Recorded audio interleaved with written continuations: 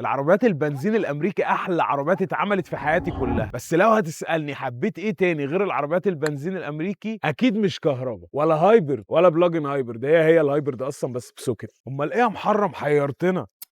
الريف طبعا بلا منازع. مش دي ام اي؟ لا طبعا. ولا اي باور. ايه ده، هي تفرق؟ تفرق كتير، لان الريف هو عباره عن موتور بنزين وموتور كهرباء وبطاريه. الموتور البنزين بيشحن البطاريه، البطاريه بتودي الباور لموتور الكهرباء، العربيه بتتحرك. ملوش اي علاقه تماما بالحركه موتور البنزين. اما الدي ام اي، موتور البنزين ساعات بيتدخل في حركه العربيه مع موتور الكهرباء، وده هنا الاختلاف. بس الحركه دي بتتحدد بناء على الاحمال والسرعات معينه، الكنترول بتاع العربيه هو اللي بيحدد، فتعتبر برضو تكنولوجيا اعلى شويه من الهايب. ونرجع بقى للي حببني في الريف، وهي العربيه اللي كسرت الدنيا، الام هيرو. ودي كانت اول عربيه اركبها ريف، بتاخد فيها نفس اكسبيرينس الكهرباء من اكسلريشن وبرفورمانس، نفس الوقت الصوت الجميل بتاع البنزين اللي بيشفي قلبي ده مش عالي بس برضو موجود. نيجي بقى للحاجات اللي انا بخاف منها في العربيات الكهرباء. اولا البطاريه بتاعت الريف صغيره، فحتى لو تلفت سعرها ما بيبقاش عالي زي البطاريات الكبيره. نفس الكلام على خطوره او مخاطر لا قدر الله الخبط،